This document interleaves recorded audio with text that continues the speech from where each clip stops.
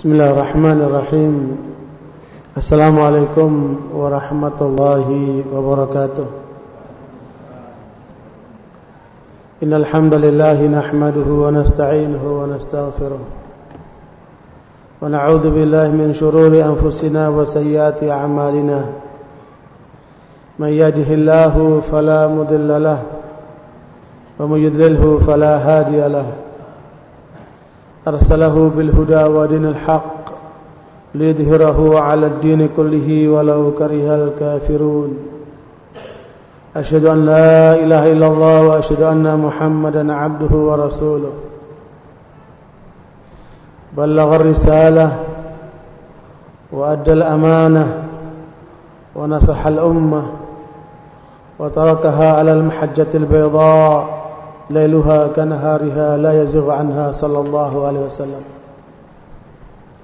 يا أيها الذين آمنوا اتقوا الله حق تقاته ولا تموتن إلا وأنتم مسلمون يا أيها الناس اتقوا ربكم الذي خلقكم من نفس واحدة وخلق منها زوجها وبث منهما رجالا كثيرا ونساء واتقوا الله الذي تساءلون به والأرحام إن الله كان عليكم رقيبا يا أيها الذين آمنوا اتقوا الله وقولوا قولا سديدا يصلح لكم أعمالكم ويغفر لكم ذنوبكم ومن يطع الله ورسوله فقد فاز فوزا عظيما. ما بعد فإن أصدق الحديث كتاب الله وخير الهدي هدي محمد صلى الله عليه وسلم وشر الأمور محدثاتها فإن كل محدثة بدعة وكل بدعة ضلالة وكل ضلالة في النار. إخواني وأخواتي في الدين rahimani wa rahimakumullah.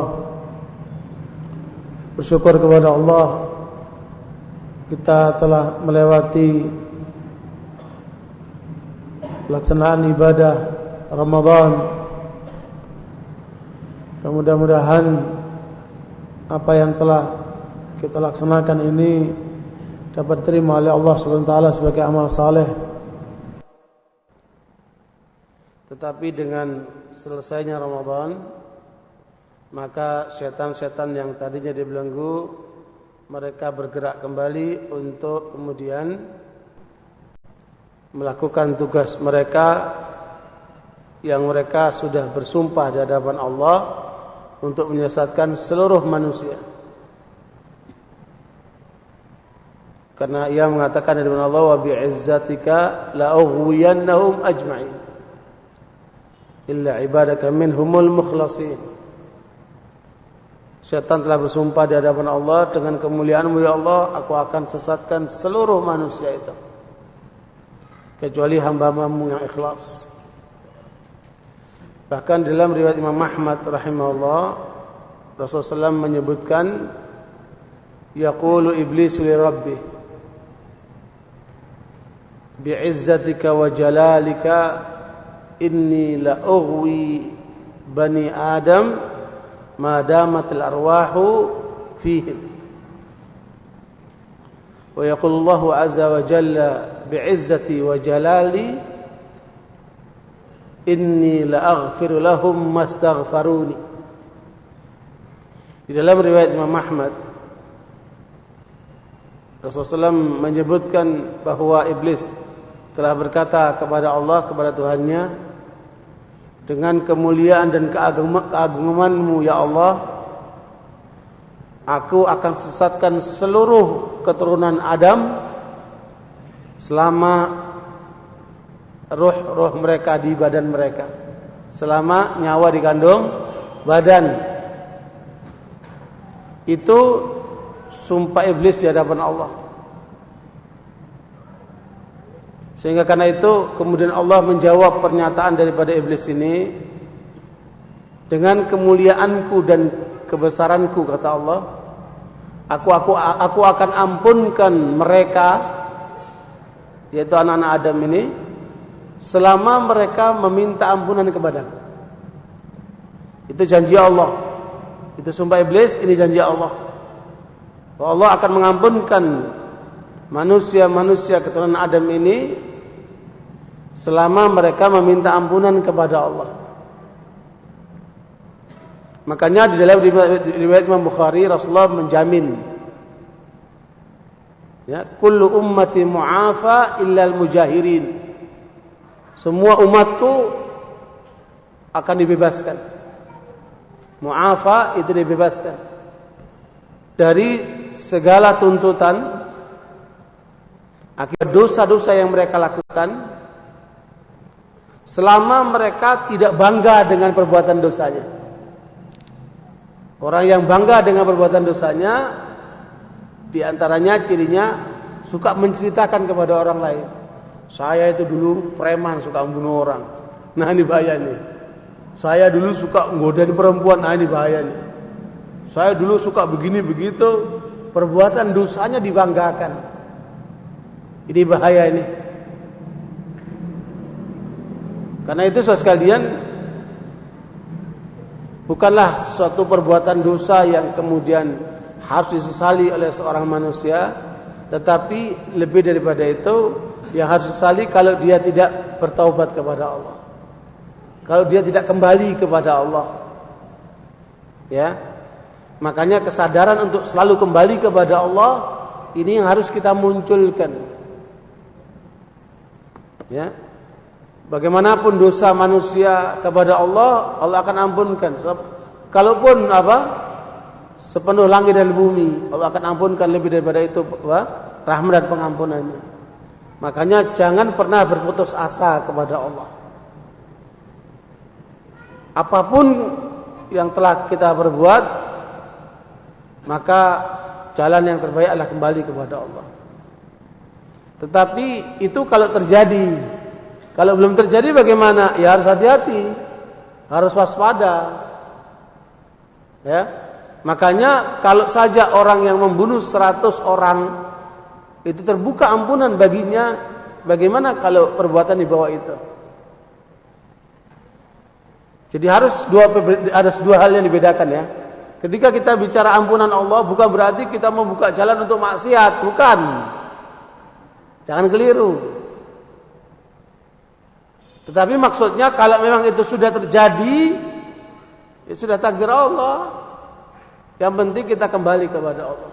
Kata Ibnu Qayyim rahimahullah, bisa jadi seorang itu melakukan pelanggaran kepada Allah yang melahirkan penyesalan pada diri orang itu, menjadikan dia lebih baik daripada sekian banyak orang soleh itu. Lebih baik daripada 1000 orang yang kemudian mereka beramal soleh, tapi kemudian timbul ujub pada diri mereka. Naudzubillah min dzalik. Makanya kalau antum lihat para sahabat, kebanyakan jenis ini. Mereka kebanyakan jenis apa? Jenis pelaku-pelaku kekerasan, pelaku pembuat dosa macam-macam itu.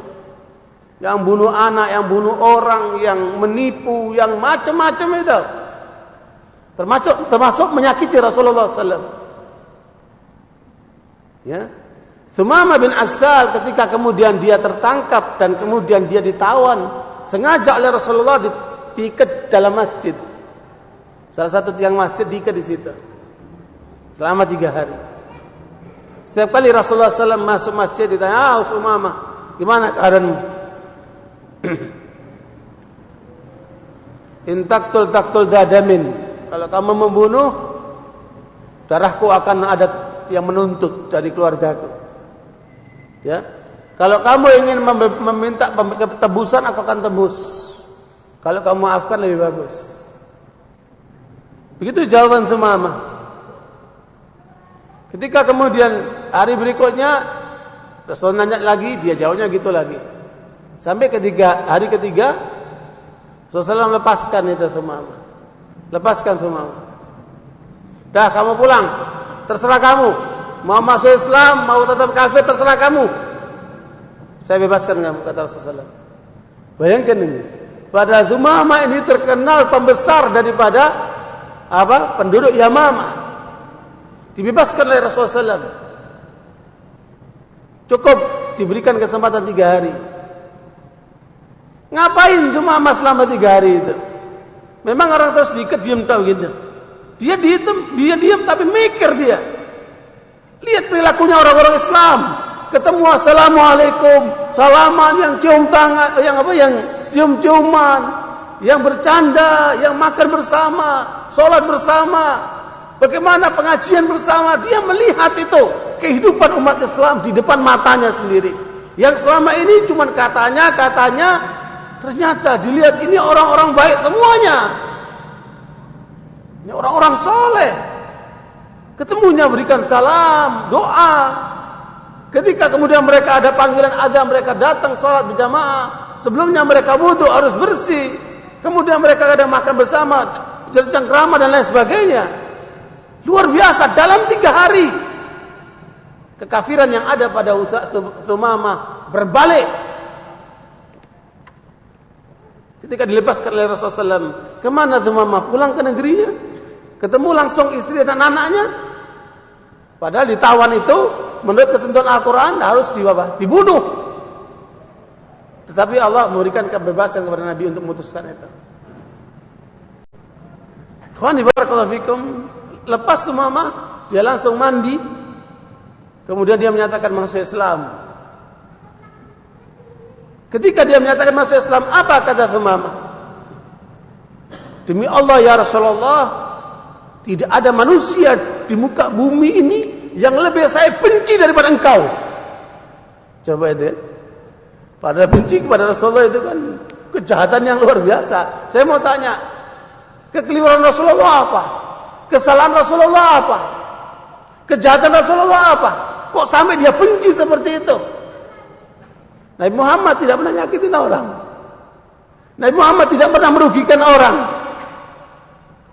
Nabi Muhammad adalah seorang hamba Allah yang diutus oleh Allah sebagai rahmatan lil alamin.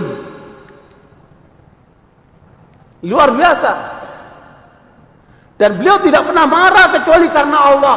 Kalau ada pelanggaran terhadap ajaran Allah baru dia marah. Kalau kemudian itu berkaitan dengan pribadi beliau tidak pernah marah. Yang kemudian sorbannya ditarik sampai merah. Yang kemudian diperlakukan oleh istrinya seperti itu. Beliau sabar. Nabi Muhammad SAW adalah terbaik, orang manusia terbaik. Ana sayyidu waladi Adam wala fakhr, kata Nabi SAW. Tetapi apa yang terjadi dengan musuh-musuh Nabi Muhammad ini?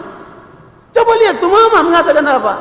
Tidak ada manusia yang paling aku benci di dunia ini, ya Rasulullah, lebih daripada engkau. Tapi sekarang tidak ada manusia yang paling aku cintai di dunia ini melebihi engkau, ya Rasulullah. Dia masuk Islam. Coba dari kejahatan musuh yang paling benci menjadi apa? Pengikut yang paling cinta. Luar biasa ya. Nah, dalam dakwah ini bagaimana kita merubah orang seperti itu? Kalau di masa Nabi seperti itu mama bisa dirubah dalam 3 hari. Anas bin Malik dan sejumlah sahabat mengatakan apa? Banyak di antara kami para sahabat masuk Islam karena ingin dunia. Karena Rasulullah itu suka memberi dia. Rasulullah suka memberi. Kalau ada azan, waktunya azan. Azan dulu. Bismillah, alhamdulillah, rasulullah, ba'd. Ikhwani barakallahu fikum. Bahwa Anas bin Malik dan sahabat lainnya melaporkan bagaimana mereka banyak yang masuk Islam karena ingin mendapat dunia. Disebabkan pemberian Rasulullah yang begitu begitu dermawan. Tetapi mereka membuat pernyataan yang itu menunjukkan bagaimana pengaruh dakwah Rasulullah pada diri mereka. Kata mereka, kami masuk Islam di waktu pagi untuk cari dunia, untuk dapat dunia. Di waktu sore hari, dunia itu sudah kami gunakan untuk membela Islam. Coba kan? Di waktu pagi, kami masuk Islam untuk dapat dunia. Di sore hari, kami sudah menggunakan dunia itu untuk membela Islam. Itu menunjukkan betapa pengaruh dakwah Rasulullah ke dalam pribadi-pribadi manusia. Dan sekali lagi saya ingatkan, dari para sahabat yang kita lihat itu, mereka kebanyakan dari jenis orang-orang yang tadinya adalah manusia-manusia yang penuh dengan jahiliyah, penuh dengan pelanggaran kepada Allah. Tetapi ketika kena Islam, mereka berubah 180 derajat. Sehingga Umar bin Khattab radhiyallahu anhu membuat pernyataan, kalau dulu saya pernah di masa jahiliyah melakukan sesuatu keburukan, maka harus saya ganti dengan kebaikan ketika saya masuk Islam. Ada komitmen. Nah, kita ini banyak mendengarkan ceramah, mendengarkan kajian, bahkan tidak jarang juga ikut berdakwah, menyerukan orang kepada kebenaran. Tetapi pada diri manusia, termasuk kita barangkali, itu ada kadang-kadang godaan setan yang menimbulkan kegoncangan, yang menimbulkan keraguan, yang menimbulkan maju mundur, yang menimbulkan ketidaktetapan, dan komitmen-komitmen yang kadang-kadang melemah. Ini harus selalu kita sadari, saudara sekalian. Makanya kenapa ketika Rasulullah SAW berjalan bersama Uqbah bin Amir. Uqbah bin Amir ini sahabat Nabi yang khusus menuntun ontanya Nabi. Ya, dia servis dengan apa? Menuntun ontanya Nabi. Itu satu kemuliaan buat dia. Kadang-kadang Nabi mengatakan, Uqbah, kamu naik, saya turun, gantian. Rasulullah SAW tidak harus selalu seperti apa? Dihormati seperti itu. Kadang-kadang gantian. Kadang-kadang Uqbah merasa risih, karena dia hanya ingin menuntun onta Nabi itu. Tetapi kadang-kadang suruh naik, kadang-kadang dibonceng. Ya, satu kemisraan yang luar biasa antara sahabat ini bersama Rasulullah SAW. Satu kali Uqbah bin Amir diperintahkan Rasulullah, "Qul ya Uqaib, qul." Kata Uqbah, "Apa yang saya katakan ya Rasulullah?" "Qul ya Uqaib, katakan wahai Uqaib." "Apa yang saya katakan ya Rasulullah?" Sampai 3 kali. Maka beliau mengatakan, "Qul a'udzu birabbil falaq min syarri ma khalaq wa min syarri ghasiqin idza waqab," dan seterusnya. Uqbah kemudian diajarkan oleh Rasulullah 2 surat di antara surat-surat terbaik dalam Al-Qur'an, yaitu Mu'awwidhatain, Qul a'udzu birabbil falaq dan Qul a'udzu birabbin nas. Kenapa Rasulullah SAW mengajarkan Qul a'udzu birabbil falaq? Karena di dalamnya mengandung perlindungan kita kepada Allah dari godaan setan di waktu pagi. Falaq itu isbah, falaqul isbah, di waktu pagi. Bergeraklah setan itu menggoda manusia dengan upaya-upaya yang sangat dahsyat. Kalau antum membaca kitab-kitab para ulama tentang bagaimana tipu daya setan yang disarikan dari Al-Quran dan Sunnah dan pengalaman para orang-orang soleh itu, seperti kitab Talbis Iblis Ibnul Jauzi, kemudian kitab Ighatsatul Lahfan min Masaidi Syaitan Ibnu Qayyim Al-Jauziyah 2 juz, dan kitab-kitab yang lainnya cukup banyak yang ditulis oleh para ulama tentang bagaimana tipu daya setan itu. Dahsyat betul. Tetapi dengan begitu ringkasnya Al-Quran mengajarkan kita Qul a'udzu birabbil falaq. Kita berlindung kepada Allah, Rabb yang telah menetapkan waktu pagi itu.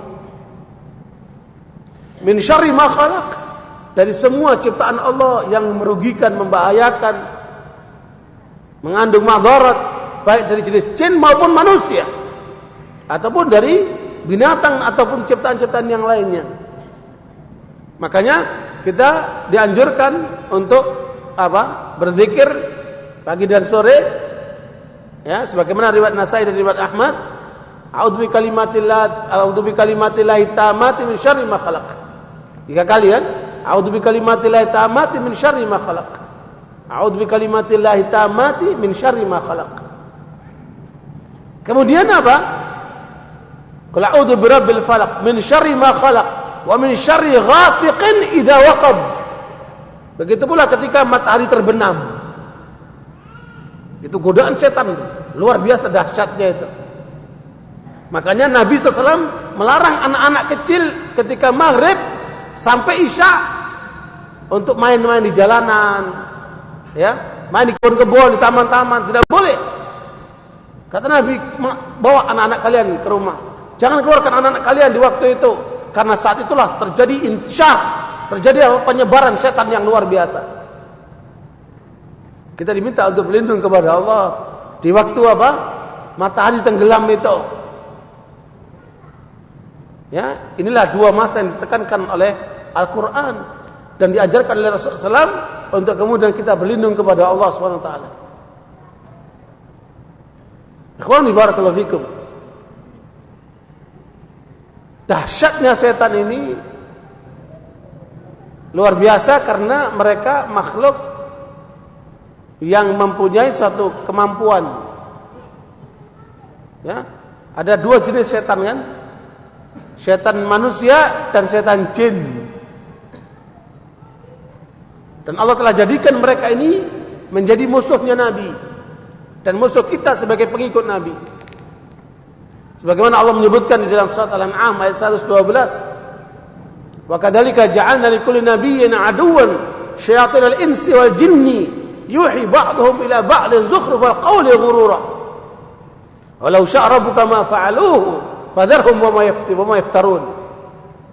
Allah jadikan bagi Nabi musuh setan dari jenis manusia dan jin.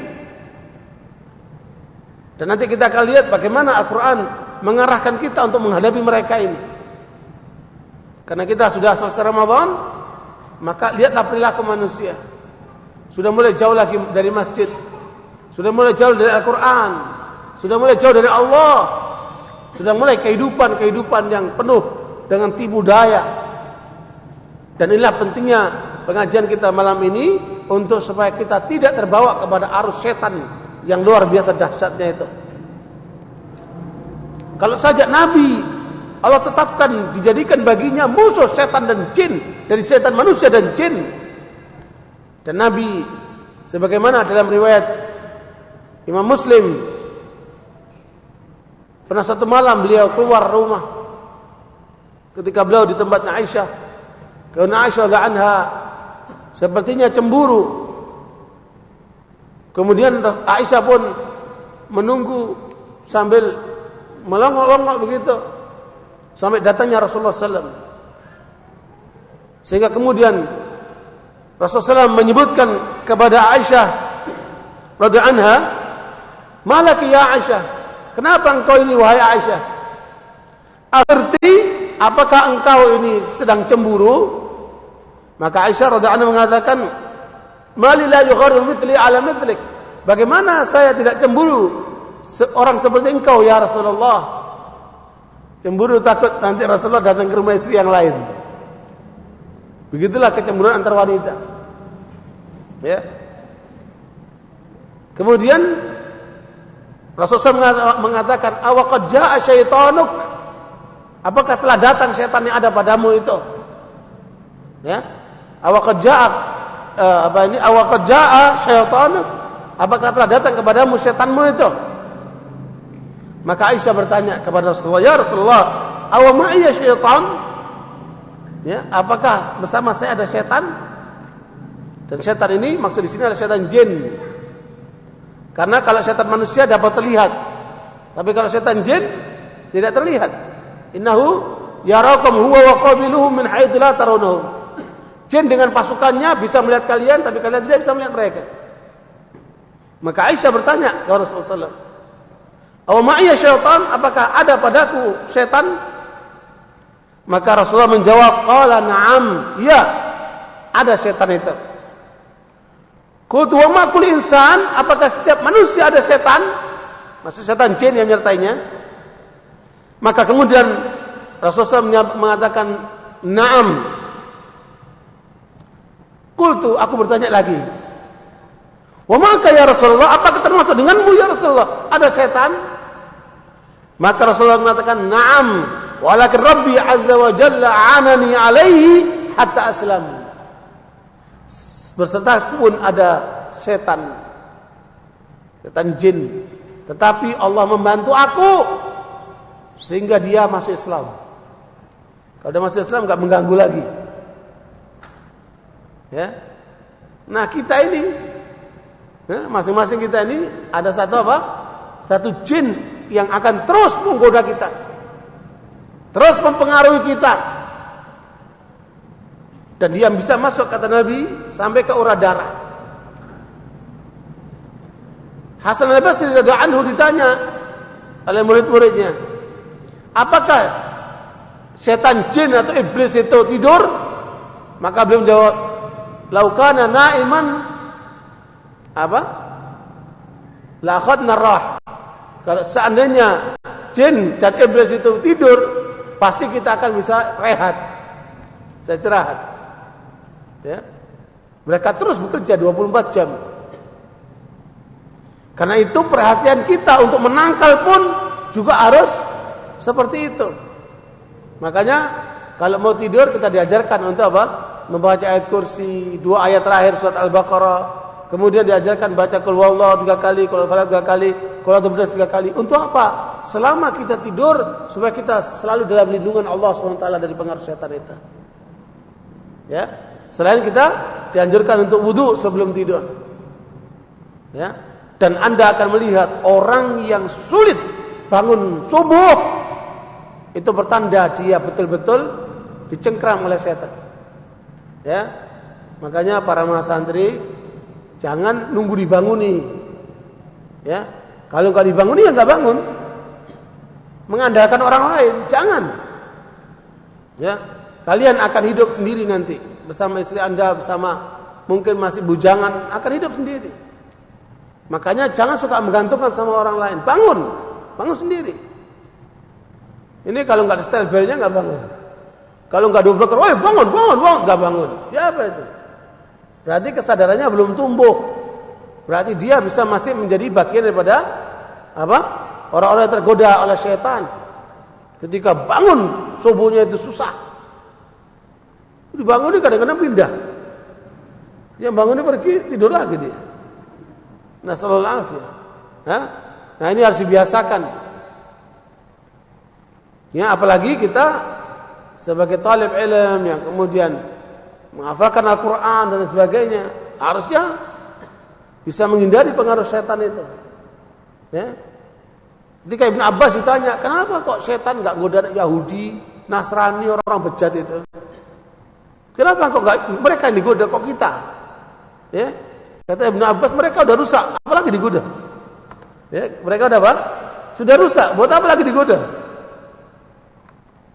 Makanya inilah rahasia kenapa kita diperintahkan oleh Al-Quran membenci orang kafir, membenci perilaku kekafiran itu, penyembahan mereka itu. Kita diperintahkan untuk membenci apa? Wa karraha ilaikumul kufra wal fusuqa wal isyan. Orang mukmin itu dimunculkan dalam dirinya oleh Allah benci kepada kekafiran, benci kepada kefasikan, benci kepada kemaksiatan. Kenapa? Bukan hanya pada orangnya tetapi pada perilakunya itu. Karena mereka sudah menjadi apa? Kaki tangan setan. Qad kana lakum fi Ibrahim uswatun hasanah. Idz qala liqaumi inna bura'u minkum wa mimma ta'budun. Kafarna bikum. Ya, ingat ketika kemudian Nabi Ibrahim dijadikan suri tauladan buat kalian. Ketika dia berkata kepada kaumnya, kami berlepas diri daripada kalian dan daripada apa yang kalian sembah dua. Nabi Ibrahim membuat pernyataan, kami berlepas diri daripada kalian kepada orang-orang kafirnya dan daripada apa yang kalian sembah.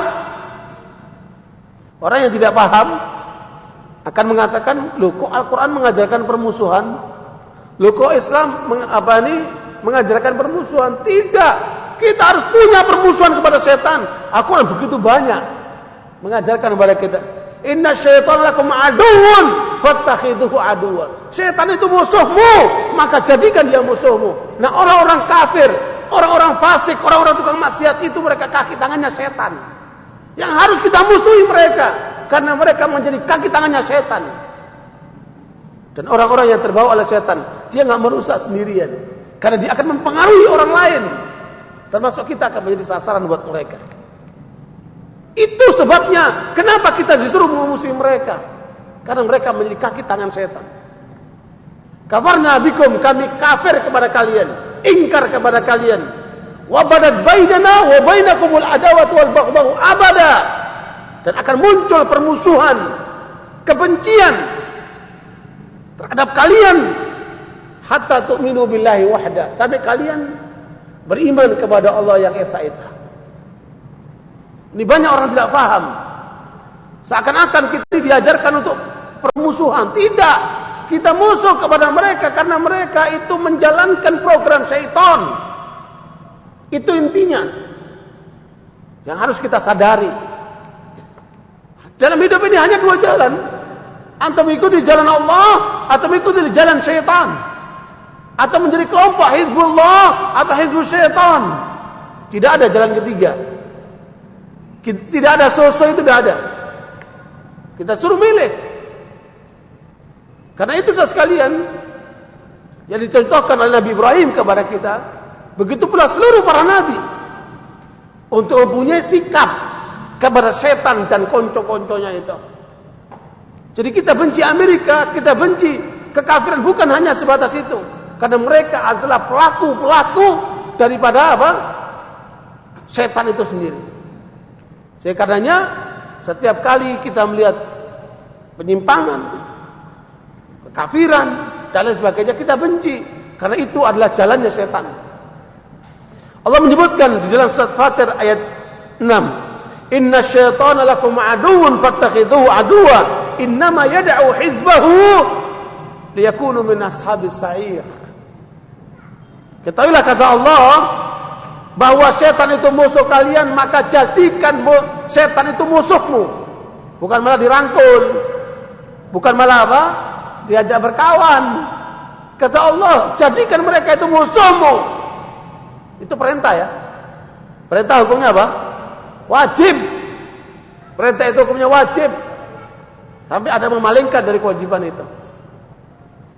Jadi kita diperintahkan untuk memusuhi setan-setan itu. Makanya Nabi Ibrahim timbul itu. Wa badat bainana wa bainakumul adawatu wal baghdau abada. Akan selalu timbul permusuhan, kebencian antara kita dan kalian. Makanya antum lihat bagaimana perilaku pengikut setan itu. Mereka musuhnya kepada hamba-hamba Allah. Mereka musuhnya terhadap mereka yang menjalankan Islam. Itu luar biasa. Dan itulah yang kita lihat dalam kehidupan umat manusia sekarang ini. Terus pertanyaannya, kenapa kok kalian musuhi orang-orang yang sholat itu? Kenapa kok kalian musuhi orang-orang mendekatkan syariat Allah itu? Karena mereka adalah pengikut setan yang tidak mau kalau orang-orang ini benar. Apa kata Allah? Innama yad'u hizbahu liyakunu min ashabis sa'ir. Karena setan itu ngajak orang sebanyak-banyaknya supaya nanti masuk neraka rame-rame. Itu intinya. Itu targetnya. Maka kita jangan terpengaruh oleh mereka. Dan yang paling berat nanti ketika seseorang menghadapi apa? Dajjal. Ujian yang paling berat itu kan. Mudah-mudahan kita tidak bertemu dengan Dajjal itu. Kita ditawari surga, isinya neraka. Atau diancam neraka, isinya surga. Bagi orang yang cuma pandangannya sesaat, dia akan milih surganya, tapi masuk neraka. Ya, tapi bagi orang yang faham tentang perilaku Dajjal, dia akan milih neraka penyiksaannya itu, tapi akhirnya adalah surga. Ikhwani barakallahu fikum. Coba pernyataan Nabi Ibrahim. Kenapa kok sampai kita diperintahkan oleh Nabi Ibrahim untuk menimbulkan permusuhan dan kebencian kepada kaum kufar itu? Karena dua tadi ya, mereka itu kaum kufar sebagai kaki tangan iblis. Kemudian mereka menjalankan ibadah yang diperintahkan oleh iblis. Maka itu kita benci mereka, kita musuhin mereka. Timbul namanya al-adawat wal baghdha, permusuhan dan kebencian.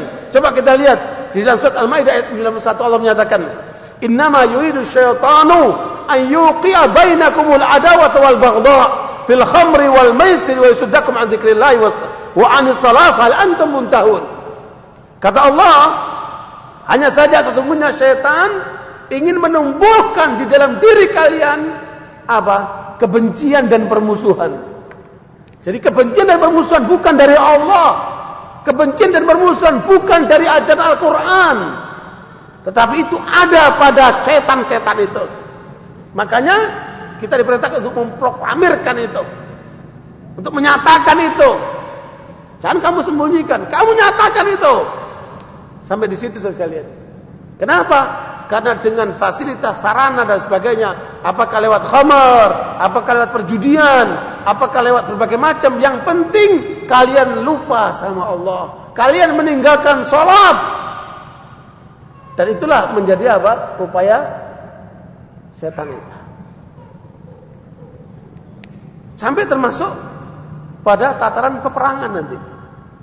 Alladzina amanu yuqatiluna fi sabilillah walladzina kafaru yuqatiluna fi sabilit taghut faqatilu awliya asy-syaitan. Perhatikan itu kan? Inna kaida syaitani kana dha'ifa. Orang-orang beriman berperang di jalan Allah. Orang-orang kafir mereka berperang di jalan taghut. Maka Allah perintahkan perangilah wali-wali syaitan. Siapa wali-wali syaitan ini? Orang-orang kafir tadi kan? Sesungguhnya tipu daya syaitan itu lemah. Makanya, saudara sekalian, kaum kufar di dalam peperangannya mereka tidak bisa bertahan lama. Tapi kaum mukminin bisa bertahan lama. Lihat ujung-ujungnya Amerika hengkang dari Irak. Ya, sebelum hengkang dilakukan penyerangan besar-besaran kepada kaum mujahidin. Ya, sebenarnya mereka kewalahan. Cuman karena gengsinya, karena malunya, menunjukkan bahwa ini sudah boleh dikembalikan kepada rakyat Irak. Padahal dia udah kewalahan.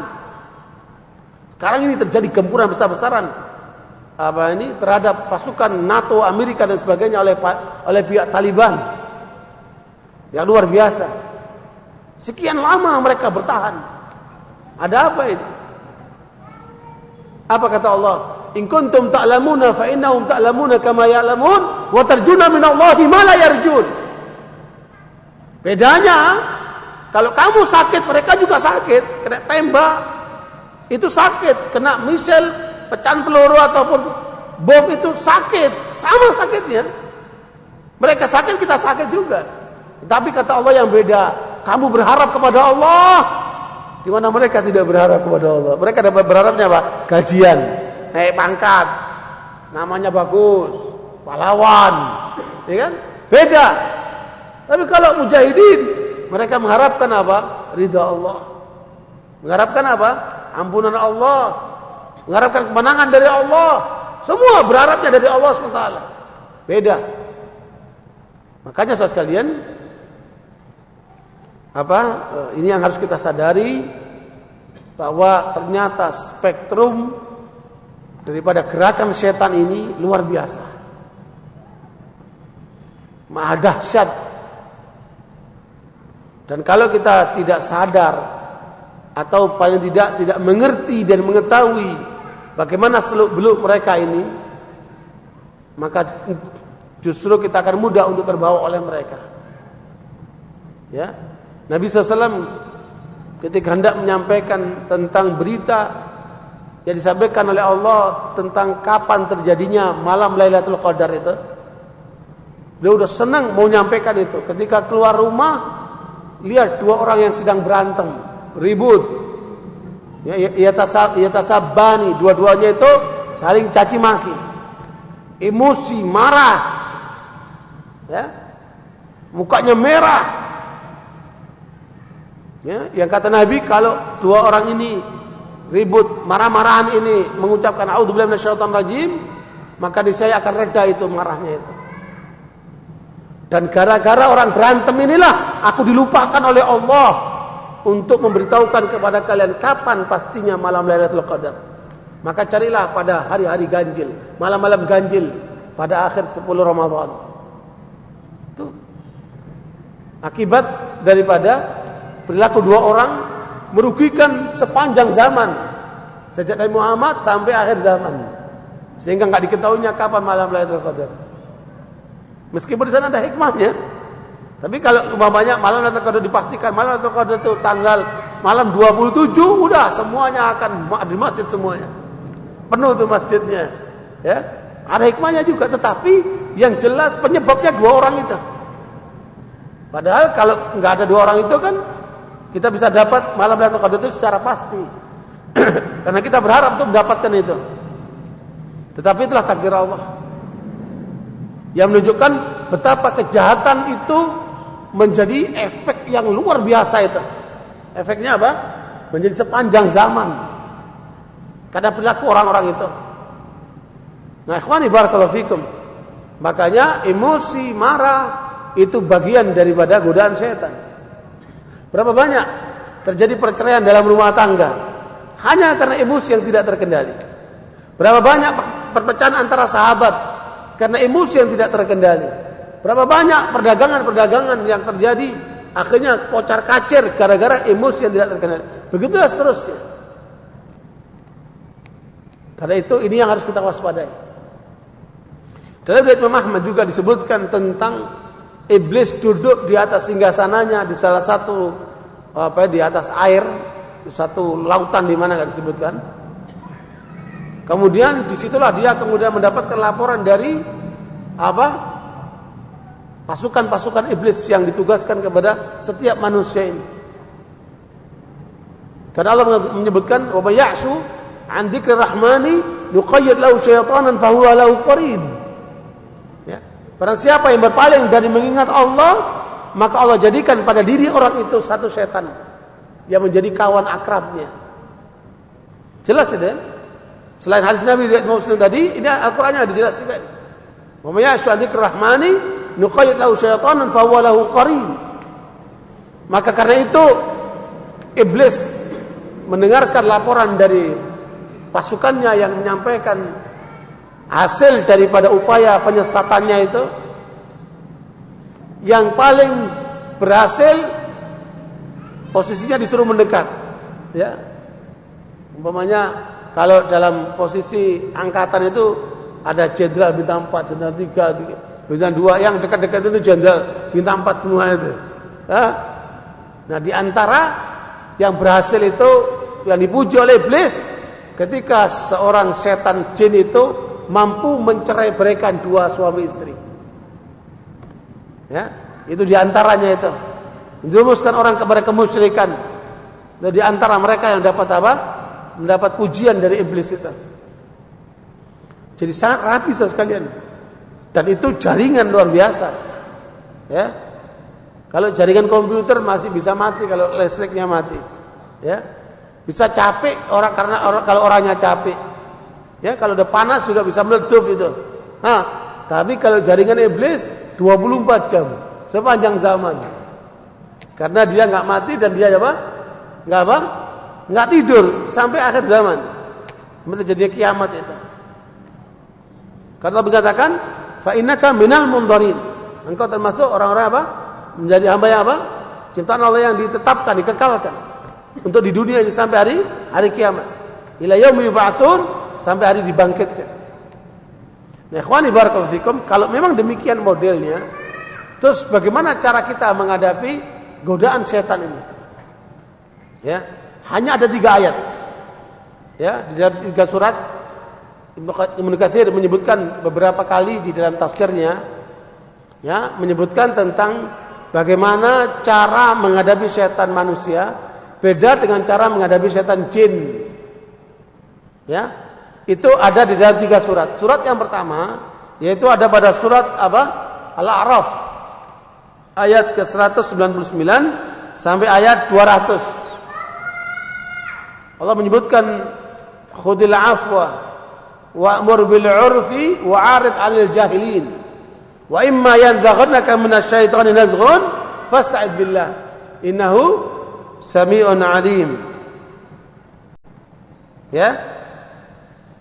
Ini adalah termasuk petunjuk buat kita di dalam menghadapi setan manusia dan setan jin. ternyata Allah memisahkan, membedakan. Bagaimana cara Anda menghadapi syaitan manusia dan bagaimana Anda cara menghadapi syaitan jin, maka Allah mengarahkan kepada kita dengan beberapa ayat yang kemudian oleh Ibnu Katsir, beberapa ini diulang-ulang oleh beliau. Dan tidak ada ayat yang keempat.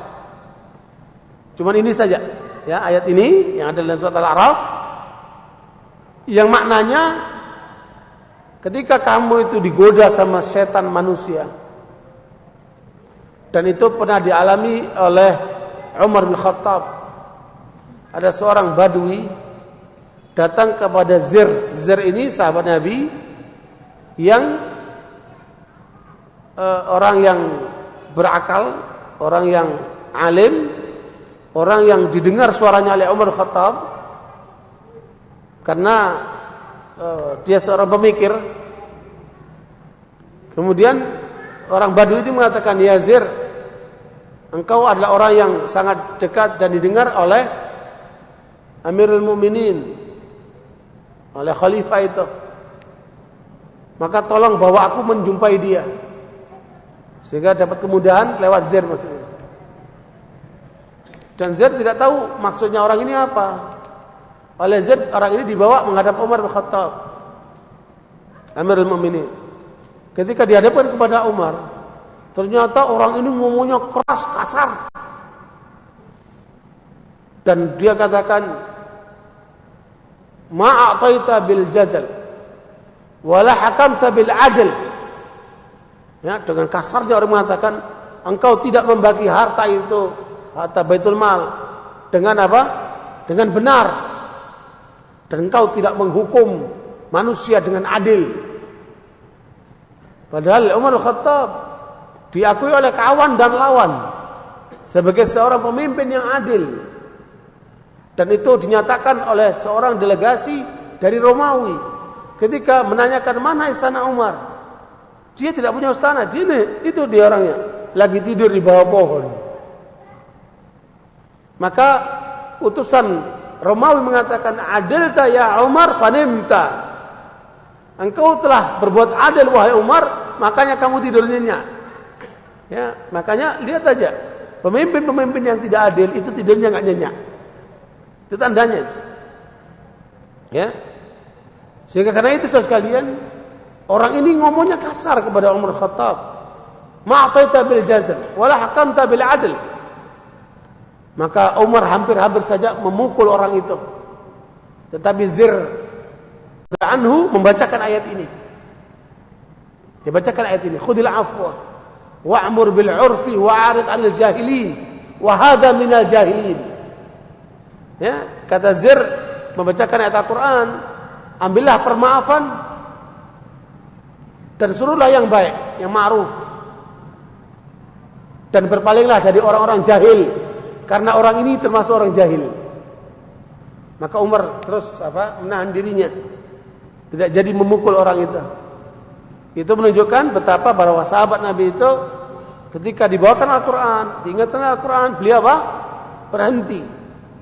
Ya, waqafun 'indal hudud. Ikhwani barakallahu fikum, inilah satu bukti betapa bahwa apabila ada orang yang memancing emosimu, yang menyakitimu, yang mengungkapkan kata-kata yang membuat emosi, membuat orang itu mudah terpancing, maka tahan. Khudil afwa, maafkan. Ya, apalagi itu kalau terjadi dengan istri kita, terjadi dengan anak kita, terjadi dengan kawan kita. Khudil afwa. Ya, berikan permaafan. Dan ini adalah bukan hal gampang. Ya, karena Allah SWT menyebutkan penduduk surga itu di antara sifatnya adalah alladzina yunfiquna fis sarra'i wad dharra wal kadhimina al-ghaidha wal 'afina 'anil nas wallahu yuhibbul muhsinin. Ya, Nabi Allah SWT menyebutkan bahwa ciri sifat daripada penduduk surga itu mereka suka berinfak dengan hartanya dalam keadaan senang, maksudnya kaya, maupun dalam keadaan susah atau miskin. Itu cirinya itu. Kalau kita melihat orang pelit, miskin pelit, kaya juga pelit, naudzubillah min dzalik, maka orang itu sifatnya jauh dari sifat apa? Ahli surga. Wal kadhiminal ghaidh, dia menahan emosi. Ya. Cirinya ahli surga itu orang-orang yang pandai atau bisa menahan emosi. Kemudian ciri yang ketiga apa? Wal afina 'anil nas, mudah memaafkan orang. Ya. Nanti kita akan lihat penjelasan Ibnu Abbas terhadap ayat berikutnya. Yang jelas Allah menyebutkan sifatnya ahli surga apa? Mudah memaafkan. Dia lapang dada. Ya. Dan Rasulullah SAW mudah memaafkan selama tidak menyangkut hukum Allah. Hukum Allah itu kalau mencuri harus tegakkan. Ya. Kalau bunuh harus dibunuh. Kalau berzina harus hukum laksanakan hukum zina. Begitu arti dalam arti apa? Menegakkan hukum Allah. Memaafkan yang berkaitan dengan hak pribadi. Ya, memaafkan dengan apa? Kaitan hak pribadi, bukan hak Allah. Karena itu saudara sekalian, para ulama menjelaskan ayat ini bahwa memberikan maaf lebih mulia daripada menahan emosi. Memberikan maaf lebih susah daripada hanya sebatas menahan emosi. Karena menahan emosi hanya apa? Satu langkah, ya, memaafkan itu dua langkah. Karena sudah terjadi dan dia mengalami, kemudian dia maafkan. Nah, ini yang harus kemudian bagaimana itu menjadi bagian daripada kehidupan kita, mudah memaafkan. Khudil afwa wa'mur bil 'urf. Kalau kamu maafkan, suruh yang baik, nasihati dia. Makanya setiap kali ada orang yang berbuat jahat sama kita, jangan langsung dibalas. Dan itu kecenderungan manusia itu balas dendam. Ya, antum harus lihat ini kaitan dengan hak Allah atau dengan hak kita orang. Kalau hak kita orang, kita bisa apa? Bisa maafkan. Kalau hak Allah, kita harus marah untuk Allah. Ya, nggak bisa anak kita sholat subuhnya kelewatan, kita terus diam, kita maafkan dia. Ya, kan Allah Maha Pemaaf, kita maafkan. Enggak, itu hak Allah. Kamu harus marahin anakmu kalau dia nggak bangun subuh. Kalau punya anak perempuan keluar rumah tanpa jilbab, bukan kemudian kita maafkan dia karena Allah kan Maha Pemaaf. Tidak, keliru itu. Kamu harus marah karena Allah tegur anakmu yang tidak menggunakan jilbab itu karena dia melanggar Allah. Begitu. Tapi kalau menyangkut hak pribadi kita, dia ngambil duit kita, kita maafkan. Sudah, kita maafkan. Kalau dia menyangkut apa? Hak pribadi kita maafkan. Tapi menyangkut hak Allah, kita harus tegakkan itu. Nah, itu yang dipraktikkan oleh Rasulullah, marah karena Allah. Ya. Barakallahu fikum. Itulah yang harus kemudian apa? Kita lakukan ketika menghadapi keburukan apa? Manusia. Karena memang mereka sedang menjadi apa? Kaki tangan setan untuk mempengaruhi kita, menimbulkan emosi pada diri kita. Ya. Makanya kita jangan terpengaruh. Nah, karena hidup ini hanya dua, mempengaruhi atau dipengaruhi. Kita boleh mempengaruhi tapi jangan terpengaruh. Makanya orang yang tidak terpengaruh itu orang yang punya prinsip. Orang yang punya kepribadian. Ya. Seburuk apapun lingkungannya, dia tidak terpengaruh. Tapi dia terus mempengaruhi orang. Nah, itu baru benar itu. Dakwah itu intinya mempengaruhi orang supaya berubah yang lebih baik. Dakwah itu sebetulnya itu. Tapi saya belum pernah mendapat definisi seperti itu. Ya. Bahwa dakwah itu mempengaruhi orang supaya apa? Menjadi lebih baik. Ya. Nah, karena itu pentingnya dakwah ini ada untuk itu. Bukan hanya sekedar ceramah, pulang terus tidur, terus itu lupa lagi, balik lagi, enggak begitu. Semakin pengaruh itu kuat, semakin apa? Bernilailah dakwah itu. Karena intinya perubahan kepada yang lebih baik. Nah, ikhwani barakallahu fikum, wa'mur bil 'urf. Suruh yang baik, ajarkan yang benar. Wa'arid 'anil jahilin, dan berpalinglah dari orang-orang bodoh. Saya pernah ngalami punya tetangga jahat banget. Mulutnya buruk banget. Perilakunya menyakitkan. Ya, saya praktekkan ayat ini. Kalau saya tonjok saya bisa itu. Atau saya ajak berantem saya bisa itu. Ya. Kayaknya kan masih muda. Ya. Dia apalagi lebih tua dari saya. Ya. Bisa aja kita lakukan itu. Tapi bukan dengan cara itu kita diajarkan oleh Al-Quran. Khudil afwa, maafkan. Kemudian ajak yang baik. Kita deketin, kita ajak. Ke masjid. Ayo yang benar. Ya. Nah, kita perhatikan ayat berikutnya nanti ini. Nah, kalau memang orang itu bodoh menentang lawan atau kemudian sok jagoan atau apa, udah tinggalkan. Ya. Dia enggak tahu kita jago silat nih kan. Jadi kita tinggalin. Enggak ada masalah. Nah, ikhwani barakallahu fikum, satu bentuk ajaran Al-Quran coba kita praktekkan kepada siapa saja. Maafkan, suruh yang baik, kalau masih ngotot tinggalkan. Assalamualaikum la nabtaghil jahilin. Ini adalah cara merubah orang yang sudah dipengaruhi oleh setan supaya sadar kembali kepada yang benar. Ini cara pertama. Al-Quran mengajarkan seperti itu. Jelas ya? Baik. Kemudian itu kalau berkaitan dengan setan manusia. Kalau berkaitan dengan setan jin, tidak ada jalan lain. Kamu nggak bisa nasihati jin, jangan goda saya dong. Kamu tahu siapa saya? Jangan gitu. Percuma. Sehebat apa kamu, dia tetap akan goda kamu. Tidak ada jalan untuk menghadapi setan jin kecuali berlindung kepada yang menciptakan jin itu. Wa imma yanzaghannaka minasyaitani nazghun fasta'id billah. Kalau kamu digoda sama setan jin, tidak ada jalan lain kecuali kamu berlindung kepada yang menciptakan jin itu. Jelas ya? Makanya banyak-banyak mengucapkan a'udzubillahi minasyaitonir rajim. Makanya ketika seseorang membaca Al-Quran, diperhatikan apa? Baca a'udzubillahi minasyaitonir rajim. Ha? Fa idza qara'tal Qur'ana fasta'id billahi minasyaitonir rajim. Rasulullah SAW juga mengajarkan dalam satu salat tahajud beliau, a'udzubillahi samil alim minasyaitonir rajim min hamzihi wa nafthihi wa nafthihi. Ya.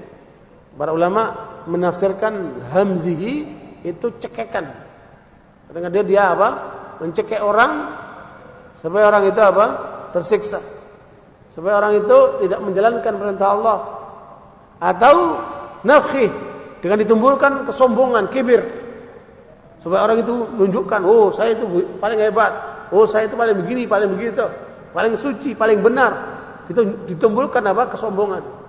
Wa nafkhih wa nafthih, yaitu ucapan-ucapan yang mengandung penyimpangan, termasuk syair-syair yang enggak benar dan sebagainya itu.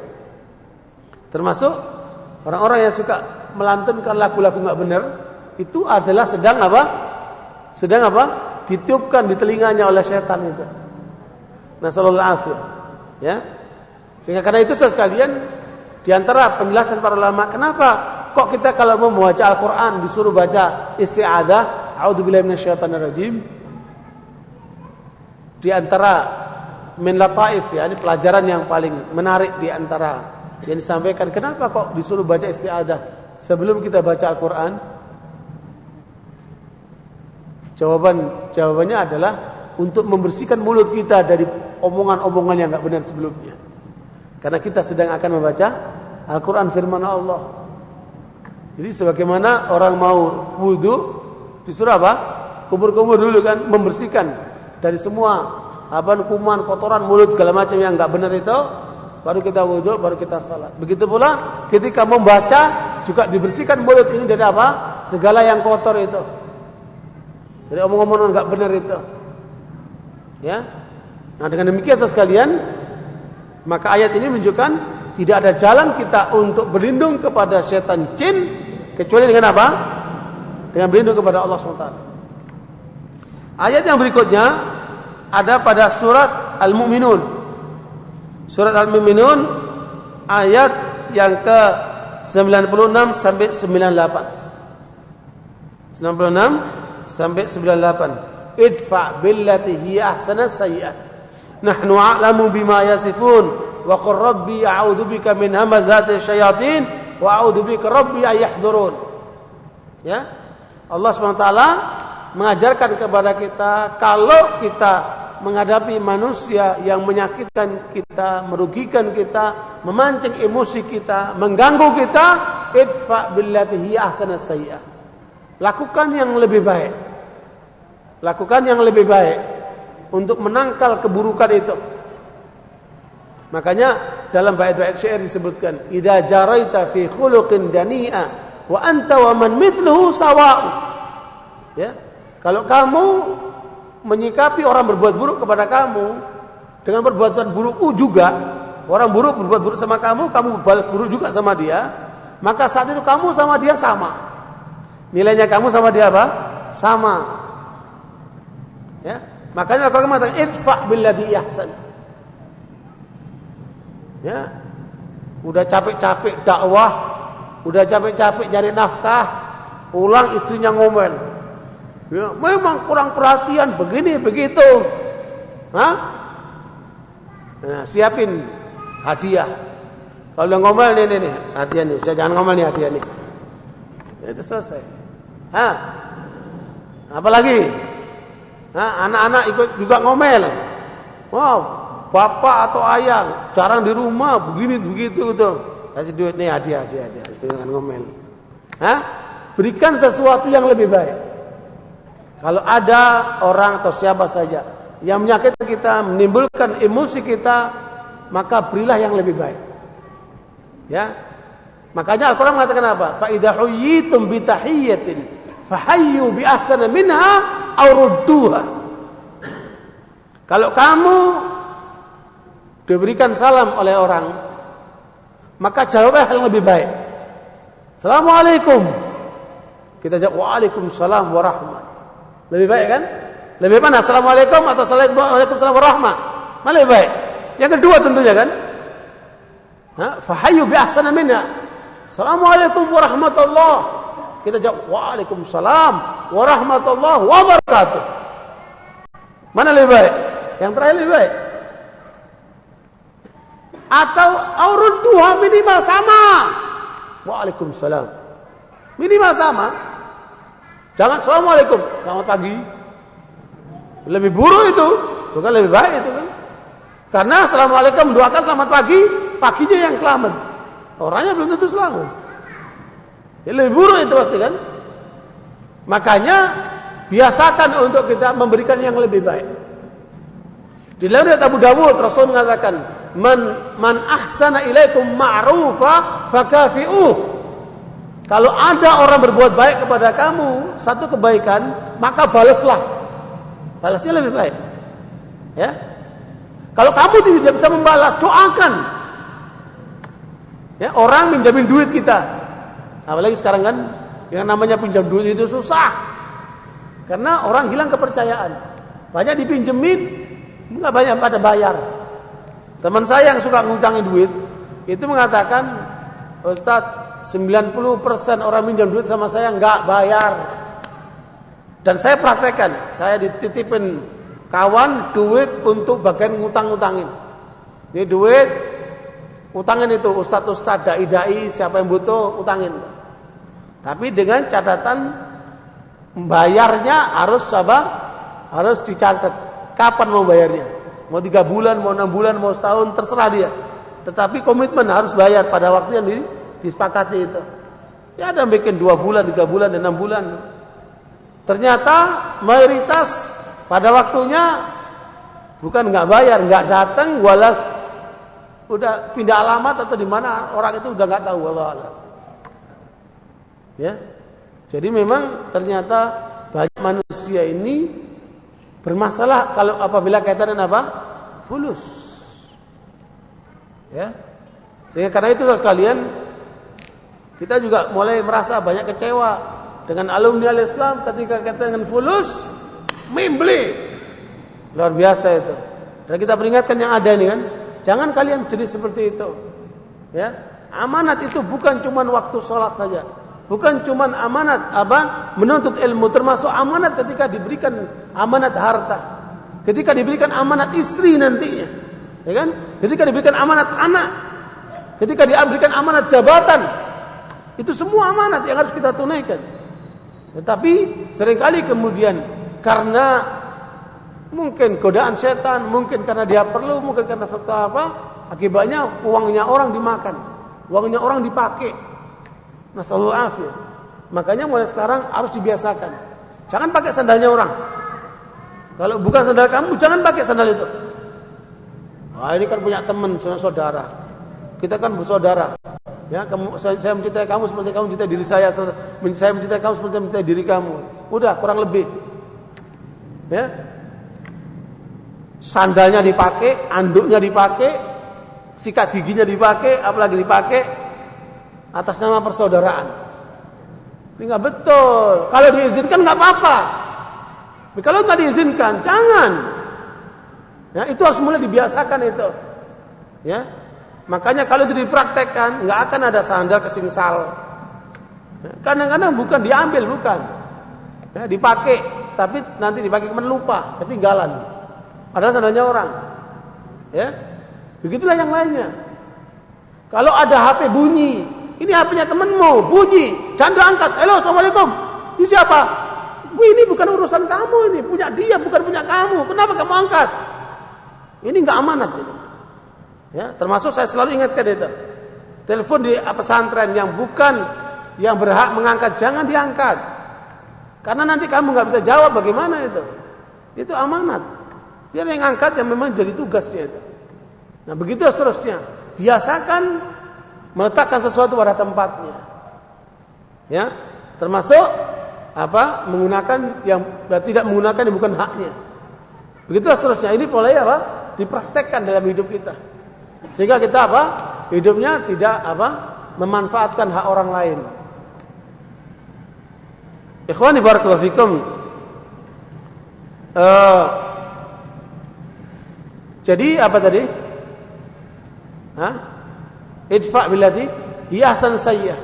Ya. Balas kebaikan, keburukan dengan kebaikan. Dan jangan sama. Ada yang menggambarkan seperti kamu lihat orang ngelemparin apa? Ngelempar apa? Mangga.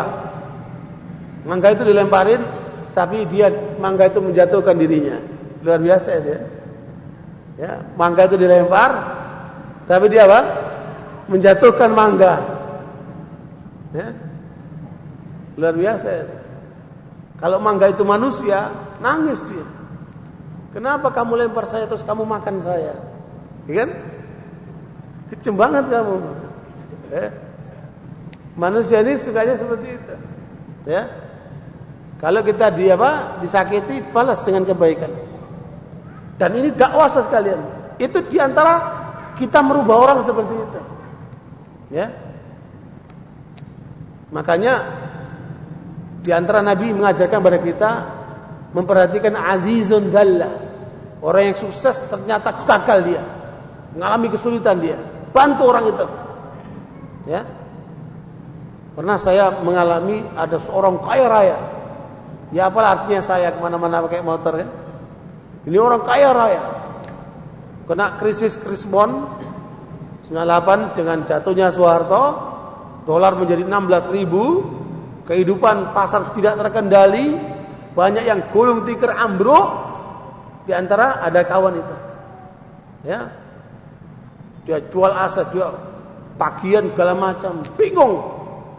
Ya, yang tadinya kaya raya untuk makan pun susah. Ya, ini sekedar tahadduts bin ni'mah, sekedar apa? Menyampaikan pengalaman sebagai nikmat karena Allah untuk kemudian bagaimana pengaruh kebaikan itu. Saya waktu itu ada duit, saya masukkan amplop, ketika dia yang itu saya kasih tangannya gitu. Udah apa? Barangkali ini manfaat buat apa? Buat belanja. Ya nggak banyak. Ukuran dia kan nggak banyak itu. Dia bilang, "Nah, saya ngomong ini bukan ngeluh, bukan minta, nggak mau saya." Ya pakai Mercy, dia kehidupannya begitu mewah, saya pakai motor, dikasih nggak mau saya. Ya, tetapi peristiwa itu menjadikan sesuatu yang tidak pernah dia lupakan. Sebab dalam kondisi seorang itu jatuh, itu yang namanya kawan-kawan baiknya itu menjauh semuanya. Takut diutangin, ya kan? takut apalah nanti dimintai pertolongan apa. Pada menjauh semuanya itu. Ya, makanya ketika antum lihat orang sulit, perhatikan orang itu.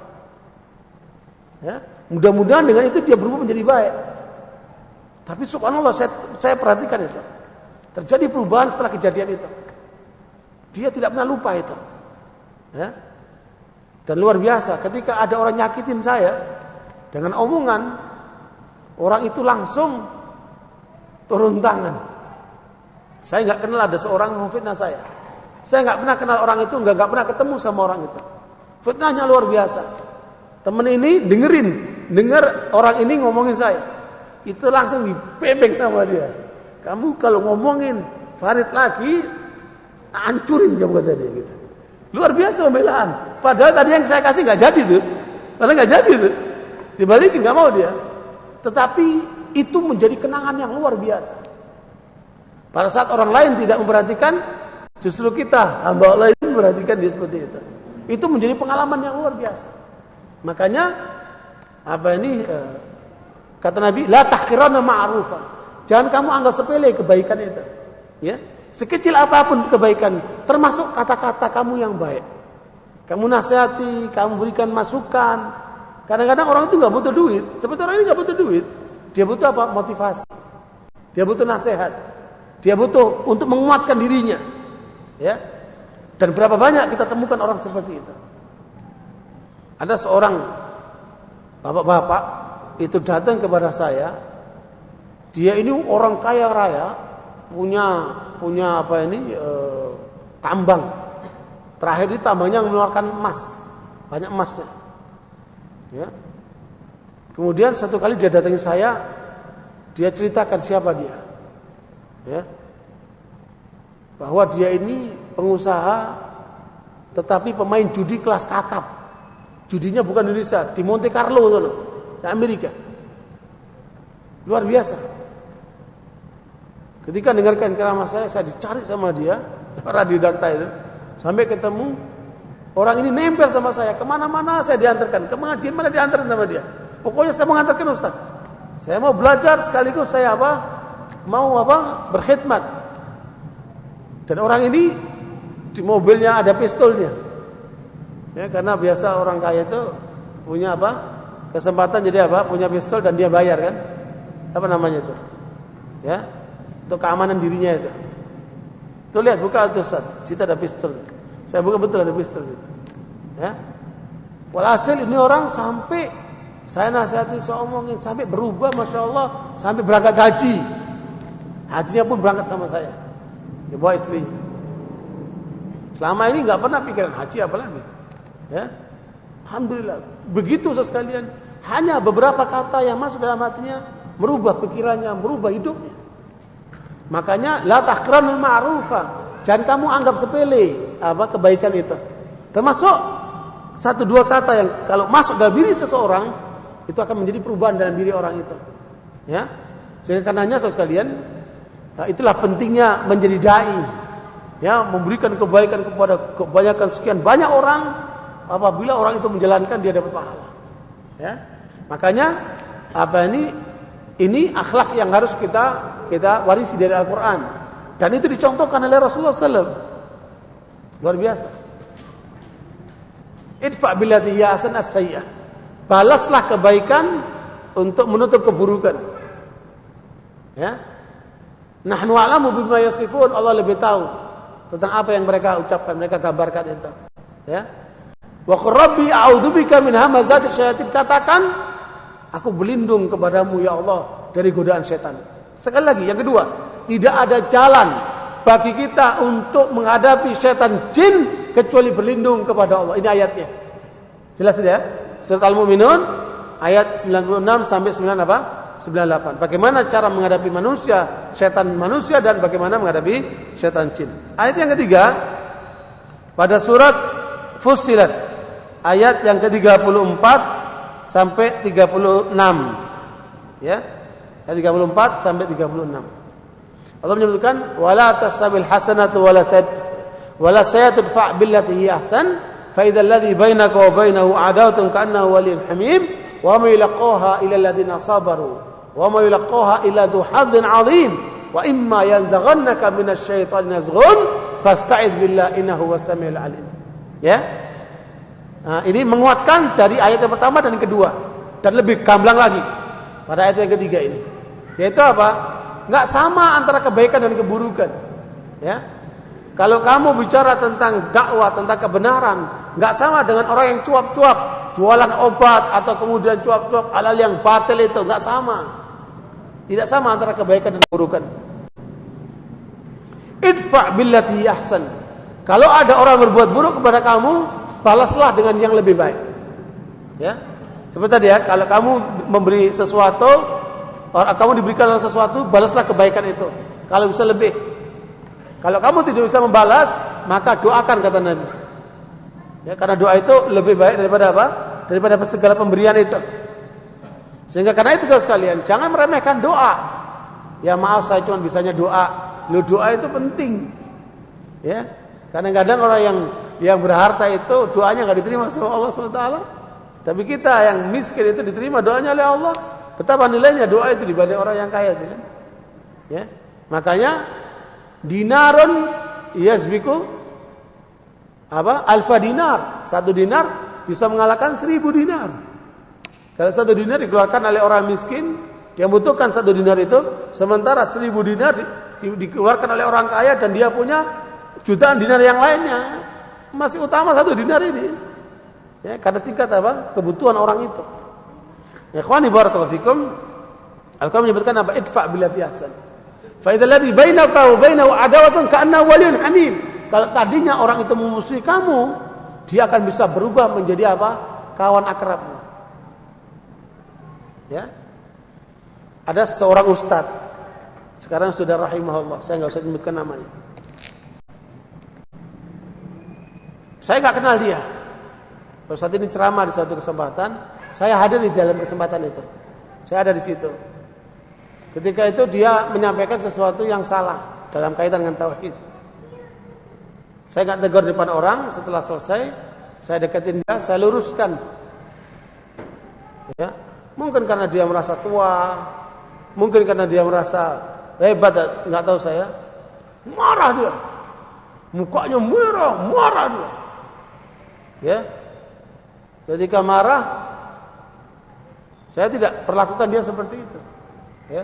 Saya tenang aja. Sampai dia reda. Yang penting saya nasihati. Kamu terima, kamu enggak terima, urusan kamu. Yang penting menurut saya pendapat kamu itu enggak benar, alasannya ini. Kamu teruskan, urusan kamu. Dia marah sampai reda, terakhirnya dia rangkul saya. Dan sejak itu yang tadinya apa? Kelas seperti itu menjadi kawan akrab. Sampai sebelum meninggal, ya, waktu satu pengajian, dia buat pernyataan gini. Kalau saya jadi presiden, menteri agamanya itu Ustaz Farid itu, kata dia. Dia sebut begitu di depan jamaahnya gitu. Kemudian ketika meninggal, saya nggak tahu dia meninggal. Tahu-tahu ada murid-muridnya memberikan SMS sama saya. Ustaz, kami biasa diisi sama Ustaz ini, beliau sudah meninggal. Beliau mewasiatkan kepada kami untuk melanjutkan pelajarannya melalui dengan antum. Tolong antum bisa lanjutkan pelajaran di tempat kami. Ya. Subhanallah. Itu pertemuannya karena satu kelas. Jadi kawan, jadi Masya Allah. Meninggal pun diwasiatkan muridnya untuk dikasih sama kita, coba itu. Ya. Satu apa? Karunia dari Allah Taala. Yang tadinya musuh bisa menjadi apa? Kawan, itu ayatnya. Ya, makanya kalau kita lihat orang itu emosional, orang itu bejat, sayangi dia. Kasihani dia. Kenapa kita kasihani? Karena dia mau dicocok sama setan. Tadi cocok ya. Kayak kuda yang dimasukkan ke yang apa? Di kol-kol gitu, dibawa ke sana, dibawa kemari. Ya. Kasihan mereka ini, orang-orang yang dibawa sama setan. Kalaupun itu orang tua kita, kalaupun itu saudara kita, kalaupun itu keluarga kita, kalaupun itu tetangga kita, kasihan. Makanya sayangi mereka, rubah mereka ke arah Allah gitu. Ini satu apa? Satu cara bagaimana menyadarkan orang, ya, dengan cara yang lebih baik. Baik perilakunya, ucapannya maupun pemberiannya dan lain sebagainya. Ya. Makanya Allah mengajarkan kepada kita, wa ma yulqaha illa alladziina sabaru. Modalnya apa? Sabar. Ini ayatnya. Wa ma yulqaha illa alladziina sabaru. Wa ma yulqaha illa dzu hadzin 'adzim. Ibnu Abbas menafsirkan ayat ini dengan 3 hal. Ibnu Abbas menafsirkan ayat ini dengan 3 hal. Innallaha amaral mu'minina. Innallaha amaral mu'minina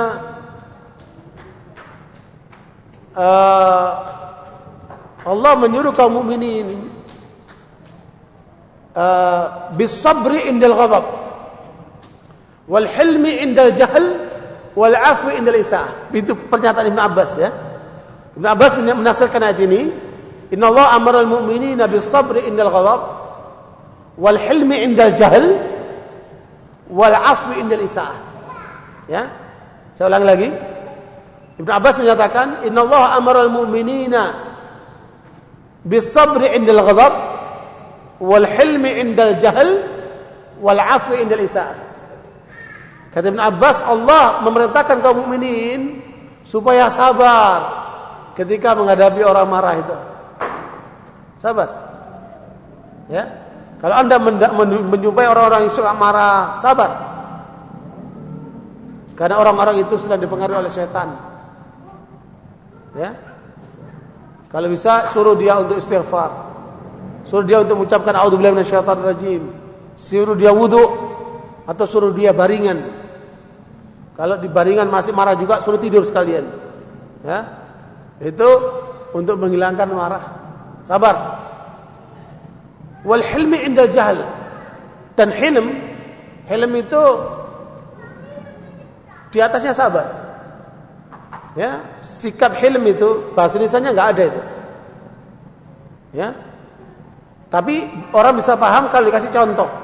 Hilm itu di atasnya sabar. Ketika menghadapi orang-orang jahil, tekan diri kita, di atasnya sabar. Namanya hilm. Contohnya begini, hilm itu begini. Satu kali ada anak muda berbicara di hadapan Rasulullah, di hadapan para sahabat yang lainnya. Dia mengatakan begini, ya Rasulullah, i'dhanni bizina. Ya Rasulullah, izinkan saya berzina. Ya, karena zina itu enak. Izinkan saya berzina. Para sahabat udah menerkam nih orang ini. Ya. Kalaupun mereka sabar, mereka menahan diri. Gemes gitu loh. Menahan diri. Karena orang ini dianggap kurang ajar. Tapi Rasulullah menyikapi orang ini, dia dengan hilm, di atasnya sabar. Ya, bukan cuma menahan diri, dipanggil orang itu. Ta'al, coba kamu dekat sama saya. Kemudian Rasulullah SAW dengan sabarnya, dengan hilmnya, di atas sabar itu, hilmnya dikatakan, saya mau tanya kamu, bagaimana kalau ibumu dizinain orang? Ya nggak mau ya Rasulullah. Baik. Bagaimana kalau saudaramu perempuan dizinai orang? Ya nggak mau ya Rasulullah. Baik. Bagaimana kalau anakmu perempuan dizinai orang? Ya nggak mau ya Rasulullah. Bagaimana kalau tantemu dizinai orang? Kamu mau? Ya nggak mau ya Rasulullah. Bagaimana kamu mau menzinai perempuan itu? Dia juga tidak lepas daripada mungkin dia ibunya orang, mungkin dia istrinya orang, mungkin dia saudaranya orang, mungkin dia anaknya orang, mungkin dia tantenya orang. Kenapa kamu itu nggak mau diperlakukan kepada keluargamu, tapi kamu mau perlakuan orang lain? Kata orang ini, demi Allah, sejak itu tidak ada yang aku benci dalam hidup ini melebihi perzinahan. Setelah mendapat penjelasan Rasulullah itu. Nah, sikap Rasulullah memanggil orang itu, mendengarkan orang itu ngomong begitu, memanggil orang itu, mengajar orang itu, namanya hilm. Apa? Hilm. Makanya para ulama mengajarkan hikmah itu di dalam dakwah ada 3 kandungannya. Al-ilmu qabla ad-da'wah, ya, warifqu inda ad-da'wah, wal hilmu ba'da ad-da'wah. Berilmu sebelum berdakwah, bersikap lemah lembut ketika berdakwah, dan mempunyai sikap hilm, sabar ketika sudah apa? Sudah berdakwah. Jadi hilm itu di atasnya sabar. Nah, begitulah Ibnu Abbas menafsirkan ayat ini, yaitu al-hilmu 'indal jahl. Kamu bersikap apa? Hilm menghadapi orang bodoh seperti Nabi menyikapi orang tadi itu dengan sabar. Ya, begitu pula Rasulullah SAW melihat orang laki masuk masjid, dia kencing dalam masjid, coba itu. Ya. Orang sahabat-sahabat mau nerkam orang ini, mau marahin, mau apa lah. Kata biar sabar. Ya, ambil air siram. Ini orang bodoh ini, orang enggak ngerti ini. Saya itu dipanggil. Ya. Ini masjid tempat untuk mengingat Allah, berzikir kepada Allah, mengagungkan Allah, bukan tempat untuk membuang kotoran. Ya. Dan jangan kamu ulang lagi, ambil air siram. Ya. Kejadian seperti ini menjadi pendidikan yang tidak akan pernah terulang lagi oleh orang itu maupun yang melihat kejadian itu kan. Makanya itulah yang pentingnya apa? Al-hilmu 'indal jahl. Ya. Berapa banyak dari kita yang kalau mengajarkan orang itu sabar, tapi kalau ngajarin anaknya sendiri, waduh, enggak sabar. Maunya namper aja. Maunya nyobit. Ya kan? Ini orang jahil, harusnya diajarkan. Tapi kadang-kadang apa? Kita enggak punya hilm. Ya. Teorinya gampang, prakteknya susah. Ya. Makanya antum lihat, orang yang keras itu kebanyakan kepada anaknya.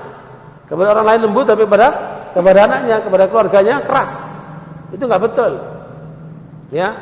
Dai di depan orang baik, tapi di rumahnya keras, kasar, bengis. Ya, dai apa ini? Itu yang harus dirubah seperti itu. Ya. Makanya al-hilmu 'indal jahl. Bersikap apa? Hilm dalam menghadapi orang jahil. Kemudian makanya Nabi suka mengajarkan, beliau menggunakan apa? 3 kali ucapan. Diulang-ulang 3 kali. Itu supaya apa? Orang itu betul-betul ingat. Ya. Nah, barakallahu fikum, maka kemudian ketiga wal afu 'indal isaa'ah. Memaafkan ketika disakiti. Kalau antum lihat bagaimana orang-orang menyakiti Rasulullah, hatta waktu sujud dilempari kotoran apa ini? Kotoran onta coba itu. Kepalanya. Sallallahu alaihi wasallam. Sabar. Ya. Benar memaafkan. Luar biasa itu. Hilm 'indal jahl wal 'afu 'indal isaa'ah. Memaafkan kalau disakiti. Nah, kalau para dai punya sifat seperti ini, ya, punya perilaku seperti ini, wah, saya yakin dakwanya akan apa? Akan lancar, akan berkembang. Lagi-lagi Allah katakan, wa imma yanzaghannaka minasyaitani nazghun fasta'id billah. Kalau kamu digoda sama setan jin, tidak ada cara lain kecuali kamu berlindung kepada yang menciptakan jin itu. Ini ayat ketiga. Kata Ibnu Katsir, tidak ada ayat lain lagi lebih daripada 3 ini.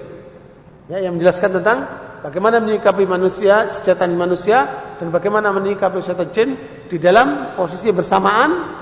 Hanya ada 3 ayat ini. Yang mudah-mudahan kita selalu ingat itu.